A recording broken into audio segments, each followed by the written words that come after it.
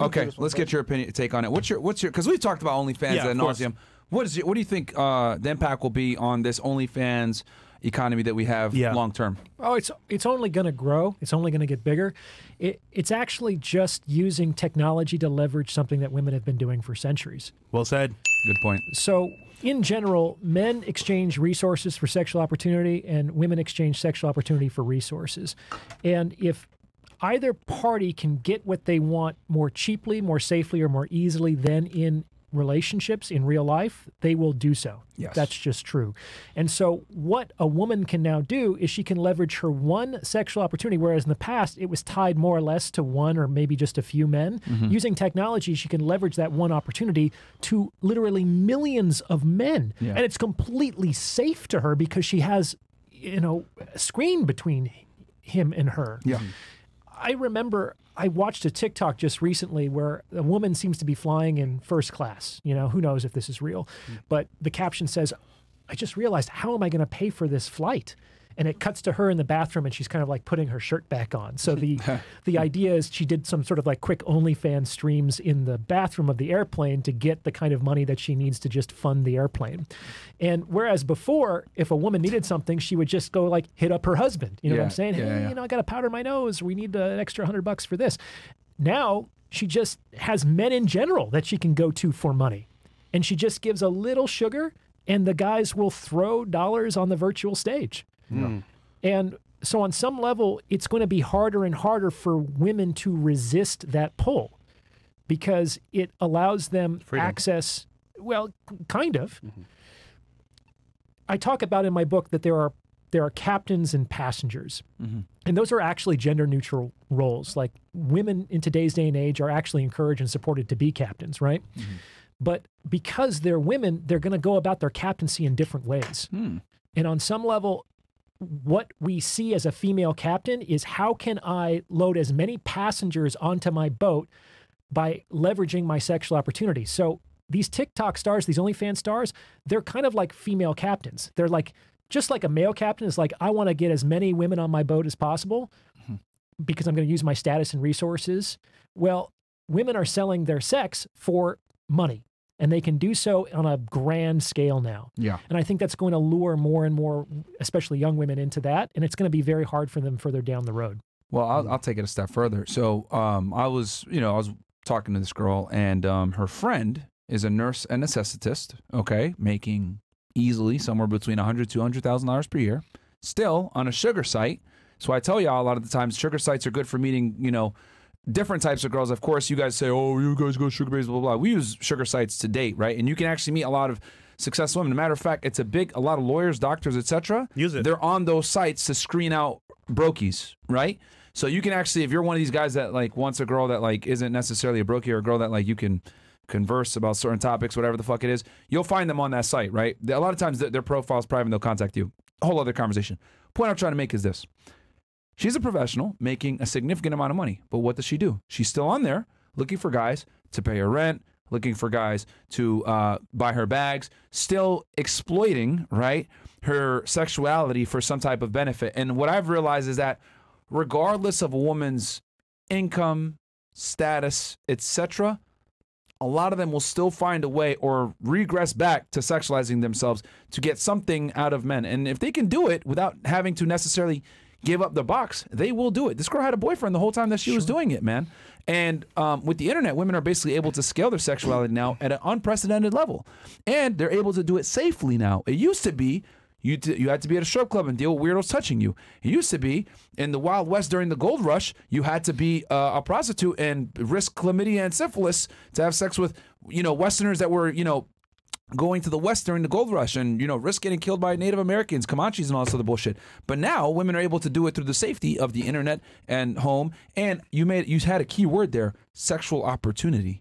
AKA, it doesn't actually have to happen. Just the guise of potentially happening or the fantasy is enough. That's how webcam succeeds. That's why if you look at OnlyFans creators, half these chicks that make a lot of money, they have a boyfriend or they have a dude that they're with, but they don't show that because it's going to significantly affect their ability to collect revenue. I'd also like to add as well that these girls that do OnlyFans pretty much, they want love too. just that on some level, they have attention at their beck and call, and it kind of like has a placebo effect because it kind of gives them that like, oh, you know what, I'm getting all this attention, but I'm missing the love aspect. But the problem is, once you go down this path of OnlyFans, the guys that they actually want don't want them. So it's a cycle of like meeting guys, getting smashed, getting tossed back to the dating pool, and I can only imagine how depressed they're gonna be when they get older. Yeah, because it's gonna be even harder. Yeah, I gave a prediction, and I'd love to get your take on this. I have a prediction that we already have a multitude of women suffering from mental illnesses of anxiety and, depression and withdrawals, whatever the fuck it is. Nearly every woman I personally know is on psychiatric medication. Wow. Bro, that's crazy. Wow. I predict, and I said this on another episode, but I'm going to say it one more time. In the next 20 to 30 years, right, when these Gen Zers are older and past the wall, right, because they're really the ones that are like on the forefront of this stuff. People in our age group in their 30s, we still remember what it was like to not have social media and growing up on iPads. But these Gen Zers born in the late 90s and early 2000s, dude, them especially, in the next 30 to 40 years, you're going to see a mass spike in mental medication prescriptions. Like, because it used to be, right? Look at Britney Spears right now, right? Britney Spears is off her fucking rocker. If you guys look at her on Twitter, she's dancing around with knives and going crazy, blah, blah, blah. And she was famous back in the 90s, right? At a crazy level. This is before social media. That's what I call real fame, right? She was famous as fuck. Now you have regular chicks, regular ass girls that have huge audiences, enormous amounts of attention. They're getting contacted on the internet all the time. They're almost like pseudo celebrities, right? Maybe not to the level of Britney Spears, but they're getting damn near the same amount of attention that she got 20 years ago. You're telling me that that's not going to affect them mentally? That they're not going to be dancing around in a fucking thong with knives and shit like that in the next 20 to 30 years when they hit the wall and they're no longer able to elicit the same attention they did because now the new younger girls on the block are getting all the attention?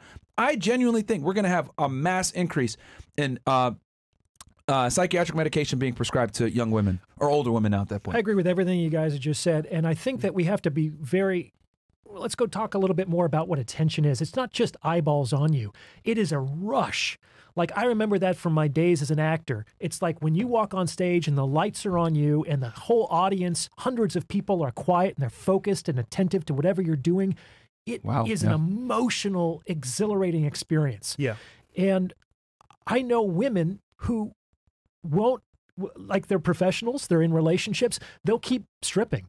They'll keep doing things on OnlyFans because I think they miss that rush. Yeah.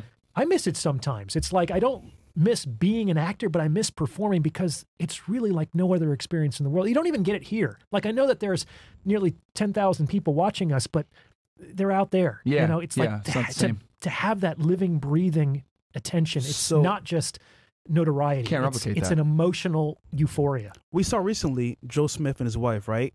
And he married her, and she kind of stopped the behavior of, the porn scenes and the, stripping stuff. And the moment things slow down, what does she do? Go right back to it. But this time, on OnlyFans. So you're right, man. That rush, that actual, like, I want to say, level of, like, attention, it's hard to find that anywhere. Yeah. So it's scary. Yeah, and I think women getting it at an unprecedented level on a mass scale, right?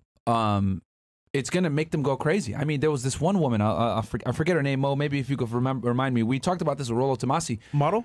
She was a model. Older. She was Playboy, Playmate, whatever. She was dating a rock star, etc. She's like in her 50s or 60s now, right? And unfortunately, Caucasian women tend to age pretty poorly. She's way beyond her great years. Milk. Yeah, it's spoiled, definitely. But she was hot back in the day. She's literally like posting Instagram posts about like, oh, I'm invisible now. This sucks, blah, blah, blah.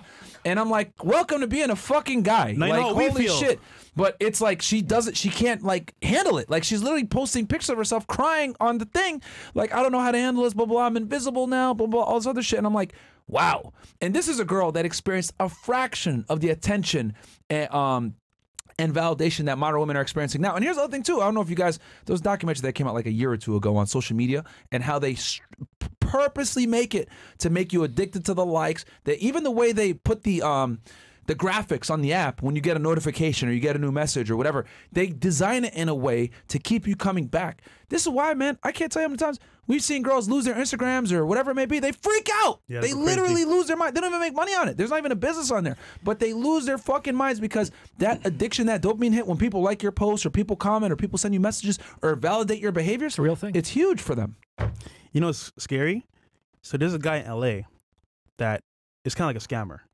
And what he'll do is he'll ban the Instagram girl's account that he wants. And they say, hey, you want this shit back? You got to fuck. Oh, God. And you know what's crazy? Like, from what I've heard, 9 out of 10 times, they fuck for the page back. No kidding.